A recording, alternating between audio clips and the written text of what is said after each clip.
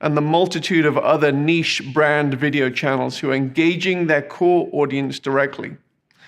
Getting to know who your core audience is, your super fans, your radical core, and engaging them around topics that are relevant to their life may be a more efficient and effective way to energize your people, who will then leave the event and immediately sell the vision to 10 more of their friends and therefore grow your superfan radical core.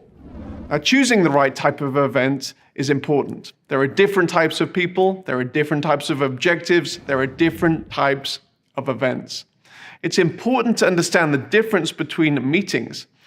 In some meetings, you need to achieve deep collaboration between attendees, while other gatherings are about gathering as many people as you can to mobilize them behind a specific vision. Sometimes you need an intimate fundraising banquet, and other times it's a rock concert that you're after. There's no right type of event which is better than another, but it is important to recognize what you're trying to achieve and choose the right medium to communicate exactly what you need to. Now, there generally is a right type of event for what your present needs are, and you shouldn't spend a whole bunch of time and money and then later on realize that you've made a poor choice to achieve the desired goals. And so that is why I want to encourage you to be intentional in figuring out the right medium. The rationale and motivation for an online event is just as important as the rationale and motivation for an in-person physical event. There's not one type of online event that you have to go down. It's often possible to mimic the aspects of a physical in-person event when you're having an online equivalency. However, it's important to recognize the differences between online and in-person events. Simply being online means you are communicating in another medium, and while this offers many benefits over in-person events, there are similarly many elements that cannot and shouldn't be reproduced. Online communication is better for intense, effective, focused, interactive information sharing, as well as focused networking, one-on-one meetings. While physical events can be much better for creating space and time, more serendipitous networking, having meals, coffees, and walks. Similarly, you will never experience the intense, ear-bleeding, emotionally high experience of being in a mosh pit at a concert online. However, you can experience a perhaps more intimate, artistic experience through a broadcast feed. It's also important that you think in a correct manner about your financial budget. It is so possible for you to lose a significant amount of money in organizing a large-scale event.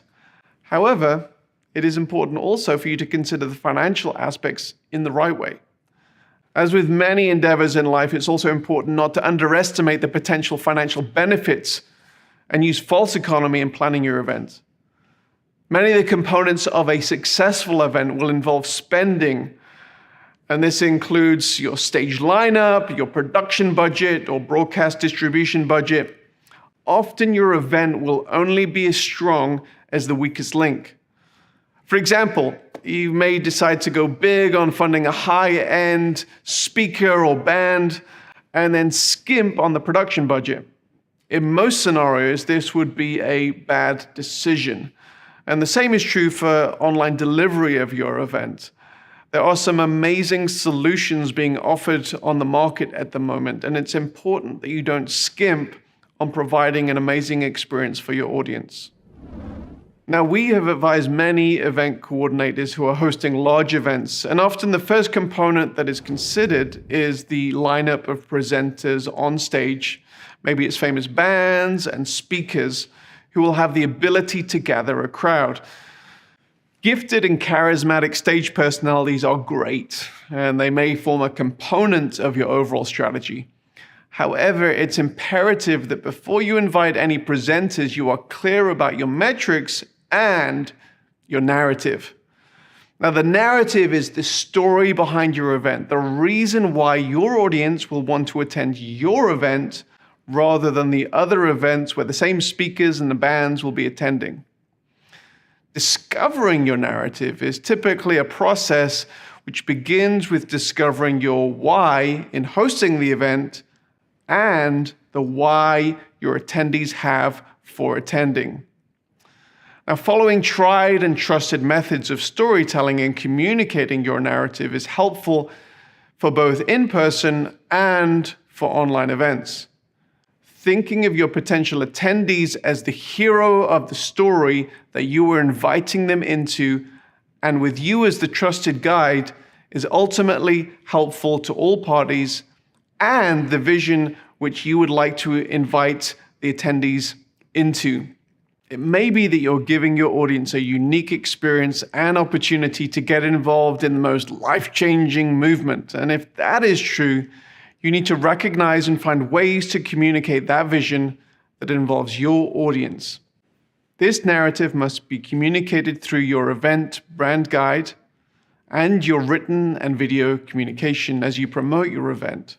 Now, while this is true of all events, it is helpful not to miss this element when it comes to planning your online event, and consider the unique online methods to respond to this narrative. Determining your stage lineup. Who can communicate your goals most effectively in spoken, written, or musical form?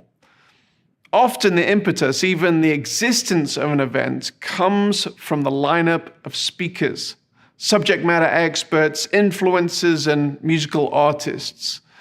While this may be the main hook to gather a big audience, the simple ability to gather an attractional stage lineup should not determine your event.